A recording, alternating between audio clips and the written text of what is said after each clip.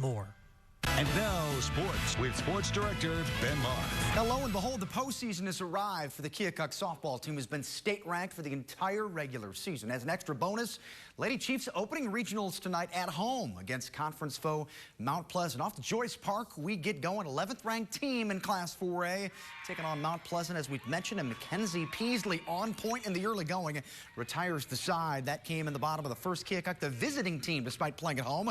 Top two. How about Mount Pleasant showing off their leather work? Annie Lichty with a tremendous play at shortstop, robbing Keokuk of a sure base hit. Jump to the third inning. Bailey Roth is your hitter for the Lady Chiefs, and this one would drop in, brings home a run. Keokuk staked to a 1-0 advantage. Then they handed it off to Casey Ames, doing yard work onto this night. Over the fans, standing beyond the left field fence. Keokuk up 2-0. In fact, they would take a 3-0 lead. Everything looked great, but Mount Pleasant struck for 5 runs in the home half of the 6th inning, and Keokuk bounced from the postseason. 6-3 is your final. Our own Sean Berry was in the Gate City tonight. Recaps what was a largely successful season for the Lady Chiefs. In his 20th season with the Keokuk Chiefs softball team, head coach Merle Jones witnessed a number of milestones. We've had a lot of kids that put in a lot of work, a lot of good parents, booster clubs. It's a total commitment from everybody. Shortly after the season began, he won his 700th game as a softball coach and close to 500th as Keokuk's head coach. Oh, it was bittersweet because, obviously when you win 700 games, that means you're getting old.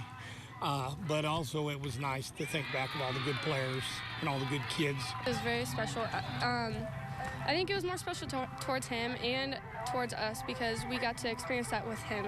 Aside from winning his 700th game, Merle Jones has also had a state-ranked team this entire season.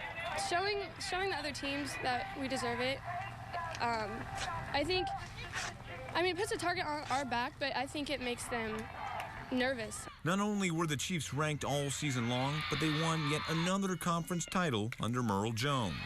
I can come to him with anything, and he's at school, even when it's not softball season. So, whenever I'm having a tough day at school, I can go into his office and I can talk it through with him. Sean Berry, WGEM Sports, Keokuk. All right, Sean, thank you. Tonight's loss certainly stings, but Keokuk certainly witnessed more wins than they did losses this summer. Season ends 22-15 mark. Success, however, for Central Lee and Holy Trinity's baseball teams on to the next round of districts. The Hawks defeating Mid-Prairie Wellman by a run. They're going to take on West Burlington tomorrow night at 7 o'clock.